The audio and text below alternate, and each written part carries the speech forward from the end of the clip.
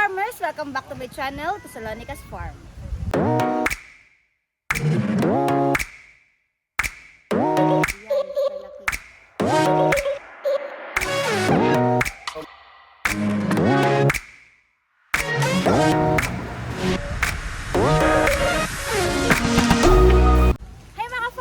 For today's video, so out muna tayo ngayon sa farm vlogs dahil nandito tayo ngayon sa Pamilacan Island. So nag-island hopping kami dahil lahat ng relatives ko, mga parents ko, friends, and mga ninong ng ninang ay nagpasyal dito sa Bohol sa amin from Cavite. Yan. So ang birthday ko kasi bukas, November 30, 1993. So 1993. So birthday ko kasi bukas, November 30, 1993 kasi ako pinanganak.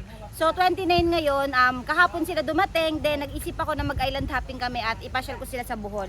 So bukas mag-vlog din ako sa aking birthday dahil maglilitsyon tayo ng native pig bukas. So pero ngayon, i-share ko sa inyo yung aming pag-island hopping dito sa Pamilacan Island and Virgin Island.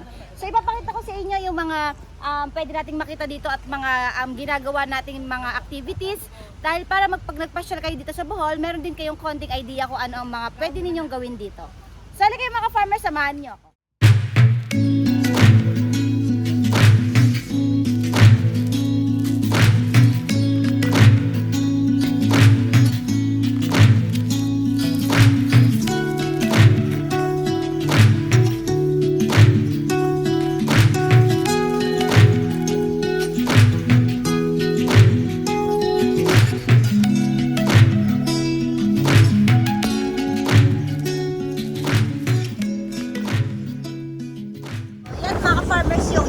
Pamilacan.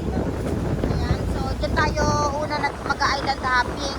So, dati kasi sa Balikasag Island kami pumupunta. So, ito, first time ko makapunta dito sa Pamilacan Island. So, tingnan natin kung gaano kaganda ito at kung ano ang mga activities na pwede natin dito magawa. So, ito yung beach front dito sa Pamilacan Island. So, ito, yan, nakita nyo, white sand naman siya. So, pag makakapunta kayo dito mga farmers, once na galing kayong Panglao, Bohol, so meron kayong mga pump boat or mga boats na sasakyan para makapag-island hopping kayo. So, ang rent namin sa boat, so 20 person kami, 20 packs. So, nasa mga 10,000 ang pinakamahal na. So, nasa mga 8,000 lang yung na-discount natin. So, marami na kayong mapuntahan. Makapunta na kayo ng Balikasag. Pwede kayong pumili sa Balikasag Island or Pamilacan Island. Tapos, diretso kayong Virgin Island. So, meron din kami mamayang boodle fight dito. So, later, ipapakita ko sa inyo yung lunch natin. So, ayan, white sand naman din dito. Ayan, so yung mga kasama natin is nag-snorkeling na. So, yung snorkeling, yun yung titingnan nyo yung ilalim ng mga coral reefs. Tapos, meron din silang titingnan dito mga pawikan or yung mga giant turtles. So, hindi na ako nag-try kasi ilang beses ko na nagawa yon. So, yung mga bisita na lang natin yung island hopping natin ay snorkeling. So ayun, pakita ko sa inyo, i-zoom natin. So ayan sila, nandyan sa bukada, naka little boat sila. So dyan sila nag-snorkeling, hinahanap nila yung mga pawikan, yung mga sea coral, saka mga iba't ibang klaseng isda. So ganyan yung itsura ng pag-snorkeling. So later, after nila mag-snorkeling, tatanungin natin sila sa experience nila sa snorkeling nila kung kamusta yung pag-snorkeling. Then, after, magla-lunch tayo and then diretso tayo sa Virgin Islands. So, early celebration ko ito dahil may mga bisita nga ako from Cavite na nagpunta dito sa Bohol. So, gusto ko ma-experience nila yung mga activities na pwedeng ipagmalaki ng Bohol pag namamasyal sila dito. So, once na kayo gusto nyo pumasyal dito sa Bohol, so pwede kayo pupunta dito sa Pamilacan Island. Ayan, so later, tanongin natin sila. So, dito tingnan natin yung mga nire-reading pagkain natin para sa boodle fight later sa lunch. So, ayan, may mga nire-ready dito na mga isda, ayan. Then, ito, malalaking albacora sa amin kung tawagin. May tilapia ba to? Bangus. Bangus, iba-iba na siya. May mga pork chop. Pork chop na parang ihaw. Lempo, ganyan. May chicken din, ayan, niluluto yung chicken ngayon. Ayan. Then, meron ding mga pansit na nakasama. So, later naman mapapakita ko sa inyo once na ihain na sa table. And nag-request, pwede kayong mag-request dito dahil nag-request din kami ng sabaw, sinigang, tsaka tinola. Ayan, kasi may mga bata rin kaming kasama. So, ang bayad dito, para may mga may magtanong, so 500 pesos per packs. yung bayad dito sa Boodle Fight dito sa Pamilakan Island. So busog na kayo at marami ng pagkain yung ihahain sa inyo. So binibigyan kayo ng idea once na gusto nyo kasi mag-travel dito sa Bohol para yung tipid tips din. So kasi pag marami kayo, marami kayong kasama. So para makatipid din kayo sa kainin nyo, pwede kayong mag per packs ng Boodle Fight. Ayan. So maganda dito mga farmers kasi ilang beses na rin ako nag-island hopping. First time ko makarating dito sa Pamilakan Island. So dahil dati sa Balikasag kami lagi pumupunta, medyo crowded doon. Marami talagang turista yung pumupunta. Dito maganda yung isla kasi white sand yung beach front nila. Kasi hindi crowded yung mga tao. Marami silang, para marami kayong mag-picture-picturean dito. Tapos malinis din yung tabing dagat. So nakaka-relax. Makita niyo sa likod ko. Ayan, maraming mga kubo-kubo. Ayan, isi-zoom natin. Maraming mga kubo-kubo riyan na ayan, mga pwede nyong pag-pictorial lang, picture-picture. So, ayan yung beachfront. Ang ganda ng itsura. May mga bangka, may mga upuan, duyan. Tapos malaki yung beachfront niya. Pwede kayo mag-post-post dyan. Bluish din yung kanyang dagat. So, malaki, ayan. So, may mga dumi lang kasi kiniklining din daw nila yan after ilang days. So, ayan. Marami maginhawa dito. Super ganda.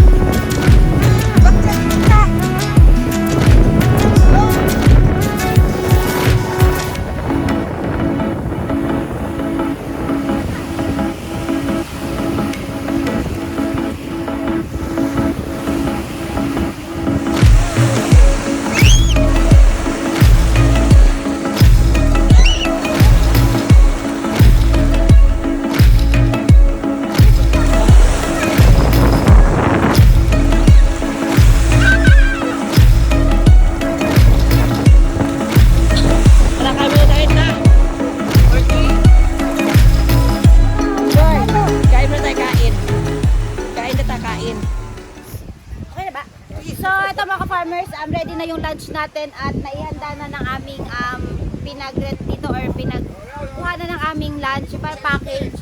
So papakita ko sa inyo kung anong kasama ng ating 500 per head Boodle Fight food.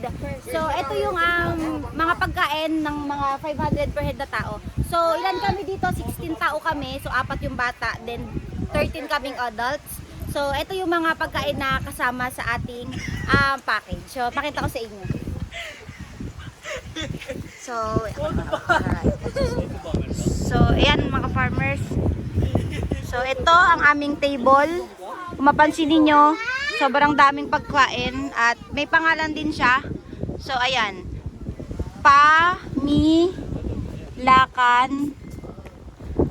Island. So dahil nandito kami sa Pamilakan Island, so yun yung nakasulat sa aming Boodle Fight. So ang kasama niya, meron siyang tinolang sabaw ng isda. Then may mga pansit, hindi nawawala, lato kung tawagin. Anong sa Bisaya ang lato, te? Lato din ba? Lato din pangalan. So may mga pakwan, then may mga liempo. Ayan, liempo. Mga shrimps, may mga shrimps, isdang ihaw. Ayan. Ayan. Then may coke sakto para sa inumin. May sinigang na sabaw. Ayan, sinigang na sabaw. at watermelon na pamutat or dessert. Yan.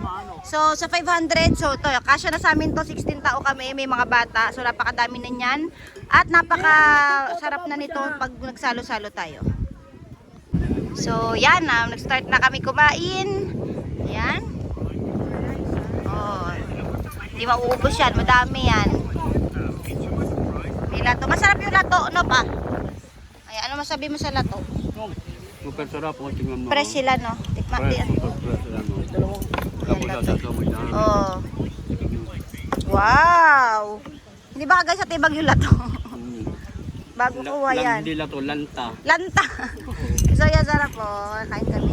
So magtanong tayo sa mga ano. Ayan, unahin ko na sila Ninong kasi maganda tong sumagot. Ninong, kamusta yung snorkeling mo? The best. Nakita mo, ano man nakita mo sa ilalim? Hindi nakita mo si Rena. Hindi naman yung bawi ka, malaki-malaki. Maganda talaga, no? Maganda. Ninang, ikaw nagustuhan mo doon? Oo, yung coral, ang dami at saka yung mga isda maliliit. Maganda tingnan. Maganda. Ninang Bernan, Ninong Elvis, kasama natin sa Ilocos to. Nakasama pa rin dito.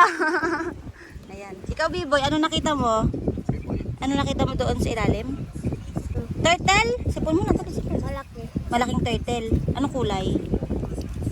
Green. Ha? Nakita ko si starfish na. Starfish blue. Wow. Ayun, doon pa niya kanya pumunta. Totoy, totoy. Dandan. Dandan ikaw, dandan. Ano nakita mo doon sa ilalim? Da! Isda! Wala ka nakita ang baka. Starfish! Starfish. Anong kulay? Blue. Si Orchin, nakakita ka? Hindi! Hindi. Morty, ano nakita mo sa ilalim? Ako, nakita ko coral. Turtle. Anong kulay? Green. Oh, ikaw Zia, ano nakita mo? Turtle. Ano, saka? Ano, si cucumber, nakita ko. Ano yan, ano? Nemo. Nakita mo si Nemo? Ano kulay si Nemo? Wow, very good. Nag-enjoy yung mga bata sa ano, sa Hey, hindi ako bata. nag-enjoy yung mga bata sa Hey, hindi ako bata. Oh, sa snorkeling. So yan, mga magaganda kasi yung makikita sa ilalim. So tanongin natin yung mga sirena natin. Oh, mga vlog to, 100k views to. Oh, sirena, ano nakita mo? Itambok mo muna ko. Yan. Ah! May papalit na sa akin. Ano nakita mo? Turtle! Turtle! Dapat Chokoy. Wala nakita. Ikaw, ano nakita mo to? Nakita mo na natin. Puwit niya na. Ato si Ate, kasi ayaw ni Ate kanina eh. Alin? Ayaw kayo sumama. Nakita mo naman. Turtle na pink. Pink! Ngayon talaga yung nakita niya. So ayan, kain na kami dito. At later, punta naman kami sa Virgin Island. Ayan, ang island ni Madam Reyna. Virgin Island.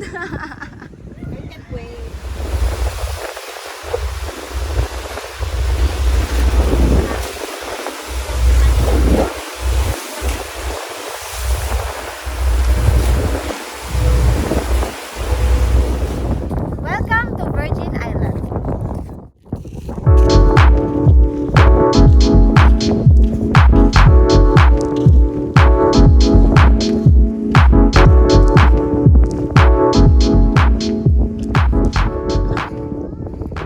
So, ito mga farmers, ito yung pwede nyo na lang dito ma-enjoy sa Virgin Island. So, meron siya dito pinaka, parang island siya dito na parang landmark kung saan mababasa ninyo. Lalapitan natin. Welcome to Virgin Island. So, dito kayo pwede mag-picture-picture, ganyan. So, mag-groupie chat kayo.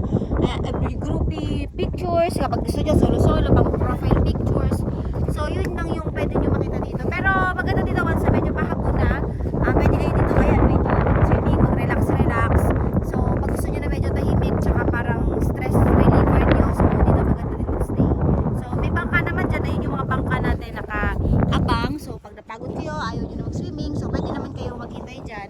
Then after, gusto nyo ulit bumalik mag-swimming, so yun, ganun ang gagawin nyo. So, may mga packages if ever gusto ninyong island hopping dito sa Panglao. So, napakadami. Once na nandito na kayo, ang dami mag-aalok sa inyo niyan. Pero meron kaming package dito is, ayun, isang bangka na nasa 20 packs na sa mga 8,000 pesos. So, lahat na yun, kasama na yung mga island hopping, yung dito sa Virgin Island, kasama na rin sa mga Baligasag or sa Pabilakan. Pero hindi kasama doon yung food, tsaka hindi rin kasama yung gamit once mag-snorkeling.